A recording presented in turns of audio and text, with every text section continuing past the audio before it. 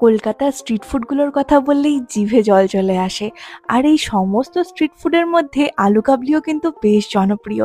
আমার যখনই আলু কাবলি খেতে ইচ্ছা করে আমি বাড়িতেই এভাবে বানিয়ে নিই। আমার বাড়িতে বানানো আলু কাবলি খেতেই যেন বেশি ভালো লাগে। তো প্রথমে আলু কাবলির জন্য এখানে শসা, পেঁয়াজ, টমেটো, ধনেপাতা, কাঁচা লঙ্কা সবকিছুকে কুচি করে নেব। তারপর আলু কাবলির জন্য ৩টে সেদ্ধ আলু নিয়েছি। আলুগুলোকে এইভাবে পাতলা পাতলা করে স্লাইস করে নিচ্ছি। এবার এর মধ্যে একে একে দিয়ে দেবো শসা কুচি, পেঁয়াজ কুচি, টমেটো কুচি, কাঁচা লঙ্কা, ধনেপাতা সমস্ত কিছু কুচি করা। তারপর এর মধ্যে স্বাদ মতো বিট নুন, একটু ভাজা জিরের গুঁড়ো, চাট মশলা, একটু লেবুর রস আর দিয়ে দেবো সেদ্ধ করা ছোলা মটর আর একটু তেঁতুলের চাটনি।